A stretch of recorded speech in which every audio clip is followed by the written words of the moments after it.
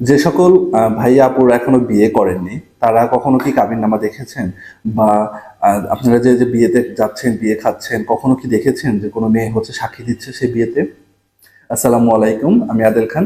আজকে আপনাদের সাথে এই সাক্ষী বিষয়টা নিয়ে আলোচনা করব। খুবই মজার একটা বিষয়।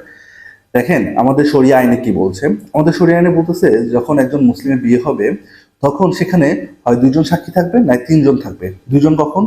যখন প্রাপ্তবয়স্ক দুজন ছেলে থাকবে সেখানে আর কোনো মেয়ে সাক্ষী দরকার নেই, অর্থাৎ দুজন হলেই চলবে। অথবা যেখানে হচ্ছে একজন ছেলে পুরুষ রয়েছে সেখানে দুটি মেয়ে থাকতে হবে। তাহলে কি দেখছি আমরা? যে হয় দুটি ছেলে না একটি ছেলে, দুটি মেয়ে থাকতে হবে। এভাবে হচ্ছে হয় দুইজন না তিনজন, তাই না? তো আমাদের হচ্ছে প্রচলিত আইনে কি বলতেছে?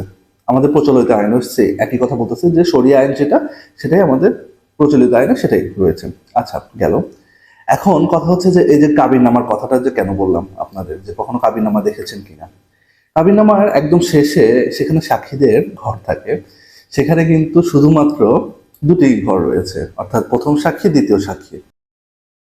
অর্থাৎ সেখানে কি করতেছে যে একজন ছেলেই হচ্ছে সাক্ষী দিতে পারবে। অর্থাৎ কি দেখলাম আমরা প্রথমে, যে দুইজন হচ্ছে সাক্ষী দিতে পারবে, দুজন ছেলে অথবা একজন ছেলে, দুইজন হচ্ছে মেয়ে। এবং আমাদের হচ্ছে এই কাবিননামাতে আছে হচ্ছে শুধুমাত্র দুটি ঘর। তাহলে কি সেখানে কোনো মেয়ে সাক্ষী দিতে পারবে? আমাদের শরিয়া আইনে বলতেছে যে তিনজন, একটা মেয়ে ছেলে, দুইটা হচ্ছে মেয়ে। প্রচলিত আইনে বলতেছে যে শরিয়া আইন যা আছে সেই আইনই থাকবে। কিন্তু কাবিননামাতে এসে সেখানে কি করতেছে? সেখানে হচ্ছে দুটি ঘর রেখে দিয়েছে, সেখানে কিন্তু তিনটি ঘর না। এখন আপনাদের কাছে আমার প্রশ্ন, এই যে দুটি ঘর রাখলো, সেখানে কোনো মেয়ের হচ্ছে সাক্ষী দেওয়ার সুযোগ থাকলো না সেখানে, এটা কি আপনার ভয়েড নাকি ভ্যালিড? বলেন তো।